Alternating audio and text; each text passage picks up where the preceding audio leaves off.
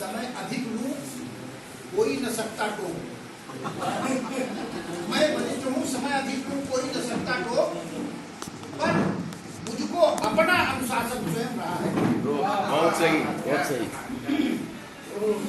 आइए, अच्छा वैसे भी जब बाबूजी के बारे में इतनी बात बताई हमारे प्रधान जी ने, और मैं तो इनसे पहले बाबूजी से परिचित हूँ, पहले ही अधिवेशन में भेंट हुई थी, और तभी से मैं देख रहा हूँ कि जिस तरह से कवि न होते हुए भी इतना बड़ा कवियों का संसार खड़ा कर दिया।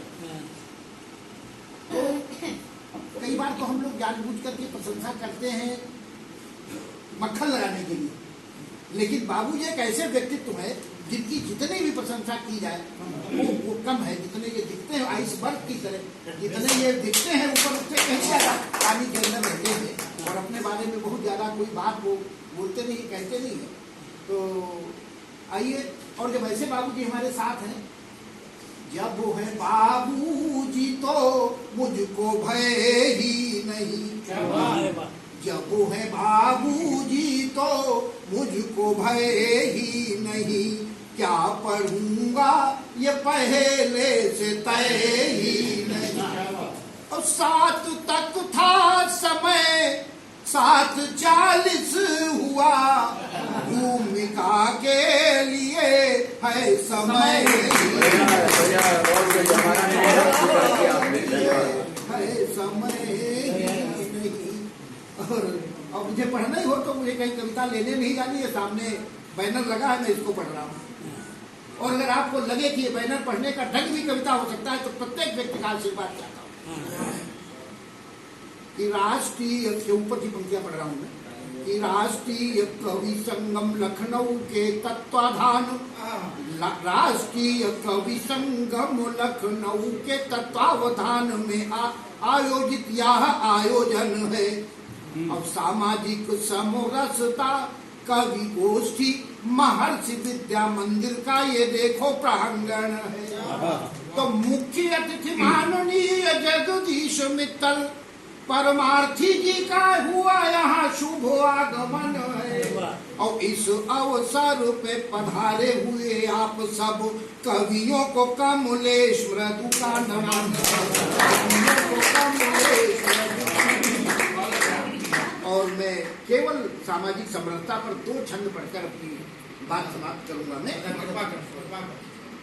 कि हम राम को बेर खिलाते रहे, गड़बड़ कहानी, हम राम को बेर खिलाते रहे, खुद खाने में है सकुचाते रहे।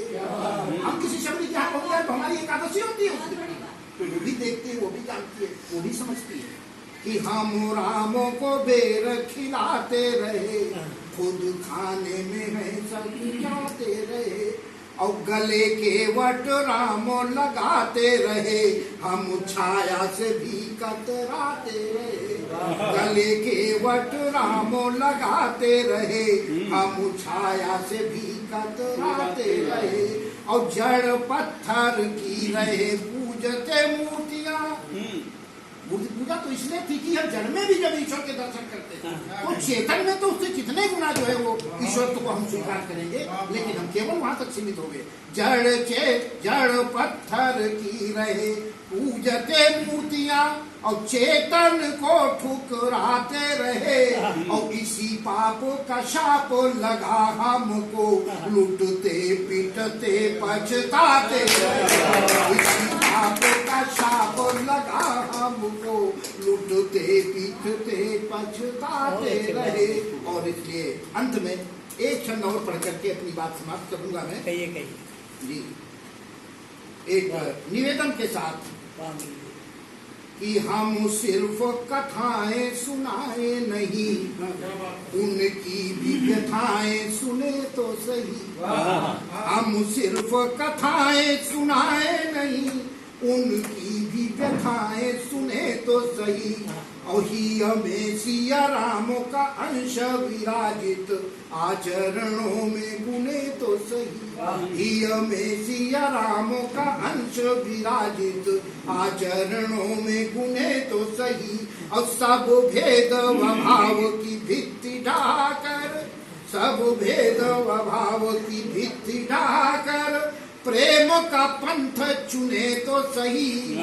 और नल नील व भील गले लगने को है आतुर राम बने तो